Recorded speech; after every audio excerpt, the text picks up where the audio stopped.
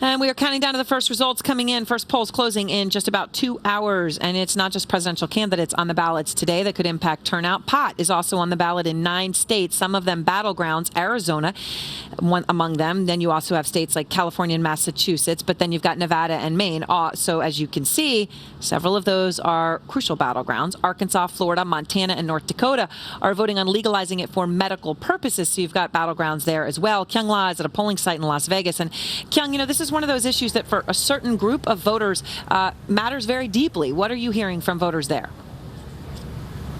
Matters very deeply because it's very personal, whether you are the mother of kids, whether you're a school teacher or you're a police officer. This issue really gets to quality of life, safety for a lot of people, and education. So this is one of the big issues that is bringing people to the polls today.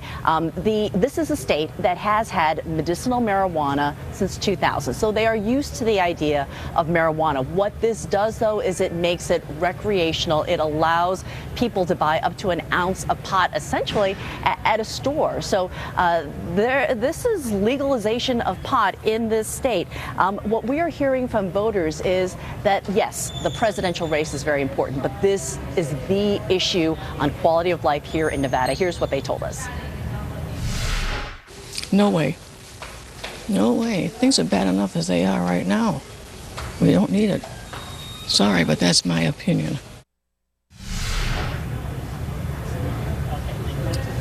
We also heard from another voter who said that she supports it, and here's why. It's just like the same thing with alcohol. I mean, they're going to put an age limit on it. I mean, it's going to be 21 and over, right? So, I mean, you should be an adult to use that, just like you should be an adult to use alcohol as well. And we should point out, you were mentioning all those states, Aaron. If you put Arizona, Nevada, and California together, those three states in the Southwest, you would have, if they do pass, if recreational marijuana passes on those state ballots, you would have a block in the West where marijuana would be legal for recreational use. Aaron?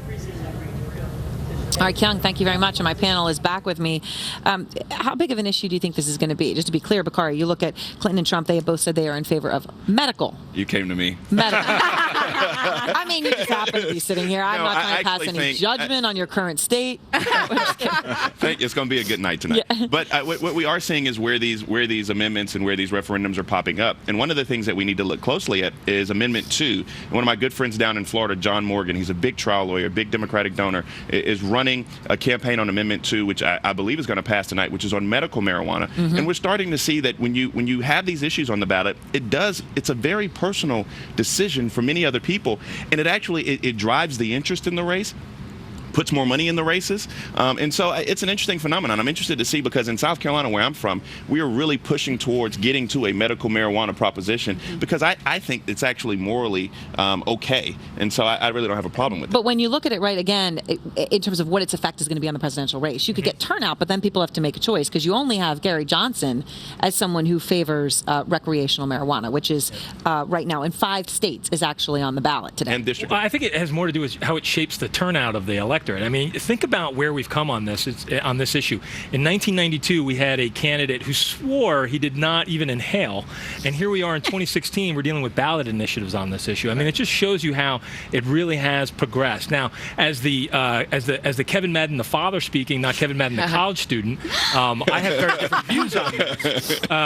But I think that's one of the things that we have seen less of a fight for candidates to go on one side of the criminalization issue. And instead, it has more to do with whether or not it's appealing to millennials as part of a turnout model. And watch the down-ticket impact on this. In a state like Nevada, very close Senate race. But also, there's a House race in Montana where Democrats think there's a chance to take out the Montana medical marijuana is on the ballot. On the ballot there. Ryan Zinke, a Republican congressman. Democrats think there's an outside chance of defeating him. They put money into that state. One reason why it could drive up some of the more younger, more liberal voters, college voters in that state. It would be an upset, but perhaps one reason why would be this States. But you know what, Aaron? I think the one point that we shouldn't make is that this is a Democrat or Republican issue. I There are a agree. lot of Republicans and more conservatives that are in line with medical. Classically conservative. By the way, Clinton and Trump both agree. They're on the same side. They support medical but not recreational. So in terms openly. of turnout, I think you can see this as something that could actually drive Republicans and more libertarian-minded conservatives to the polls, and then for Mr. Trump. So we can't just say it's a pure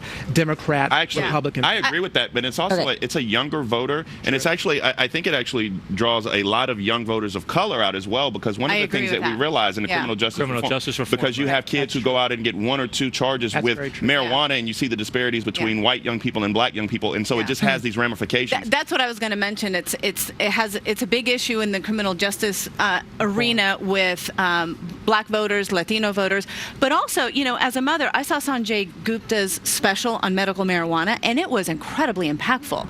And so I think if you are looking at this from that standpoint, I think that, you know, mothers and people who are dealing with children who really need this can also have a big impact. A big difference between recreational and medicinal when it comes to voters, and of course, as we said, in the differences in those states. All right, all staying with me. Michigan, part of Clinton's blue wall in the Midwest, but as we all now know, it is part of Trump's plan to win. He needs it. And we're going to go live to one county that could hold the answer as to whether he is successful.